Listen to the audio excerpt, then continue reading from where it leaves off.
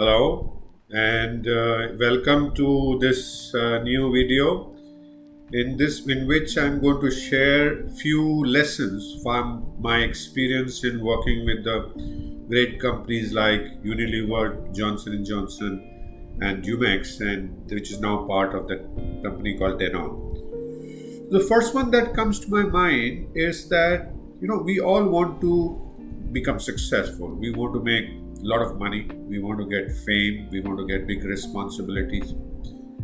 The secret of getting all that is you get what you want based on what you give to the company. Very simple. It's the Newton's third law as I talk to the students these days. Every force has equal and opposite reaction, right? So you do good stuff, you give few things to the company that matter to them, and you will get a lot. And let me give you an example of that. Early in my life, I got the first chance of giving something really good when I joined Johnson & Johnson as General Sales Manager in the Consumer Products Division. I had seen a different distribution model in Unilever. When I looked at Johnson & Johnson and I was looking at how could we make ourselves more competitive for a particular product. We had a product called Shower to Shower. And when I analyzed that, I found that in its costing structure, we were paying 4% CST, Central Sales Tax. Now, that I knew how to get rid of, right? Because the J&J's distribution system was still kind of archaic, in which they had their own depots in 4 big cities, regional cities, Bombay, Calcutta, Madras, Chennai. And from there, they invoiced to the distributor. And this involved going across the states and hence attracting CST.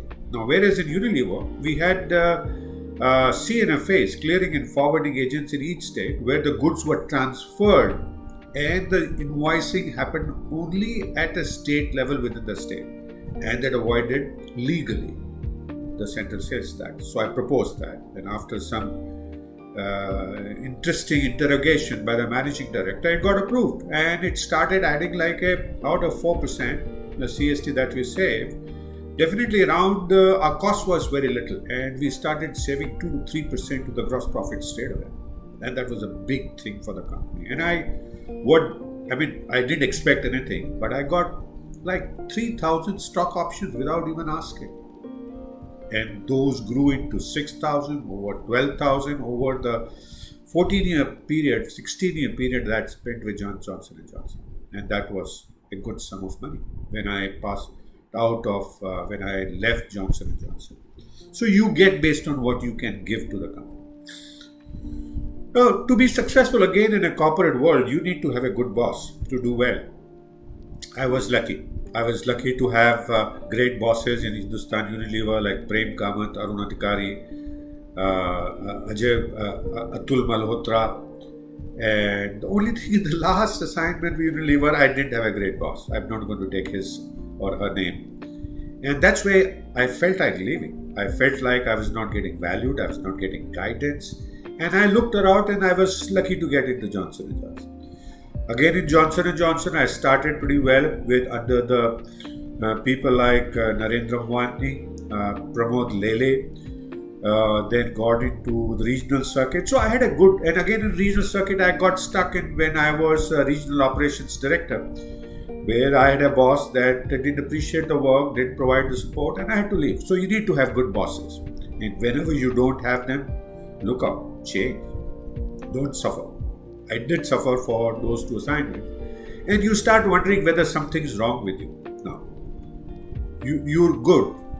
You perform. There's something wrong in the environment. Another thing I've learned very well is that you need to people first. Especially you start managing people, Between customers and people, there's always this question, should I put my customer first? And my principle is put people first. Because who serves customers? Your people. And unless you can have your people motivated to give you their best, how will you keep your customers satisfied? And again, I learned it very well from one of my colleagues, Shripad Nadkani. And he had this wonderful saying. And I used to ask him, okay, how are you doing? How is your team doing? He said, oh, my team is taking care of the business. I only take care of them. And I've told them, I'm going to take care of you. You need to take care of the business. And that's a wonderful principle. Wonderful principle. So use that principle wherever you can. If you have a team, tell them that you're going to take care of them and they need to take care of the business. And that will happen. Your business will be very successful. The fourth thing I can talk about is be ready to change within the company and outside the company. Within the company, I got brilliant opportunities to get different kinds of jobs in Unilever, right? I started as area sales manager. I got an opportunity to work as brand manager. I got an opportunity to work as area business manager. And those are wonderful opportunities for learning and for your career and for your CV. Similarly, the biggest opportunity came in a disguise, actually. I joined Johnson & Johnson as general sales manager, was moved as general manager marketing, got responsibility for contract manufacturing. And one day my boss suddenly said, hey Arun, I want you to move to operations completely. I want you to look after in addition to contract manufacturing, the 3 plants that we have and also the exports that you're looking after. And I asked me, hey, Mr. Abwani, are you serious about this? Do you want me to look out for a job? Are you not happy about something? He said, no, I just want you to go and do what you've done in sales in the operations team and you will see the wonders. And I hesitatingly accepted that. But it was a wonderful period of my life, the 4 years I spent in operations. Being a non-operation person, it gave me so much exposure, learning that I can't tell you. And if you need to change, as I said earlier, go change outside also. Another thing I want to tell you about, stay connected to the ground. As you keep moving up, as you reach middle level and senior management level, you may lose touch with reality. And being touched with ground gives you a tremendous sense of what is happening in the ground and what should you do. Your biggest enemy would be the distance from your customers in the ground, and you would start formulating strategies that have no connection to the realities of life. So stay connected. If you are in sales, travel in the field. Talk to your final customers, end consumers. Understand what's going on in the business. What are you doing well? What you need to do better? What is it that they need that you're not giving them? And you will have all your strategies unfolding in front of you and no one can fool you. Similarly in operations, the first thing I used to do is when I was the operations director there, I used to take a walk and talk to the workers. First thing in the morning, I used to take a walk around and be visible. And I used to learn a lot of things. Hey sir, today the baby powder containers haven't come, sir. Oh, wonderful. Let me look at it, what's causing that. And then I'll talk to my team and say, hey, kya problem hai yaar? So stay connected to the ground. How long to stay in a company? Stay as long as you're adding value to yourself. Now, your value could be value for the CV, value could be your money or whatever you're looking for in life. Till the time you continue to add value, stay there. And the day, the year, the months, you start feeling consistently that is not happening, change. I did. I worked for Unilever for 8 years, wonderful time, but that point of time I felt, no, I need to change, and I changed. J&J was longer stint, and there again I found I need to change and I changed. So you need to change as needed. Choose the right companies, so that you can stay in them long. Don't take shortcuts. And how do you choose the right companies? You need to see what does the company value. And I remember when I joined Unilever, it was because it was the best FMCG company for a fresh graduate from IIM Bangalore. And I did that. I stayed there for 8 years.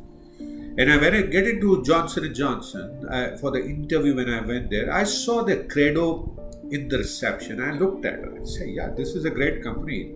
This is something that I'd love to work for. And I stayed there for 16 years. So look for the values of the company. What is it that they value? What are their beliefs and do they match with yours? As you become senior, at the junior level, you will be bound with the policies. But if a policy doesn't make sense in either serving a customer or keeping employees happy, question them. At a junior level, you may have limitations. But as you grow senior, middle and senior levels, don't get bound by the policies. Change them. Because policies are made by people like us only, right? They were made for a particular point of time and they might have stopped serving the value. So change policies. Don't be a slave of the process, slave of the policy, slave of a strategy. Apply your mind because strategies change, policies change, right? So that's what I have for you today. I hope you will find this useful. If you have any questions, do feel free to message me and I'll be happy to answer your questions.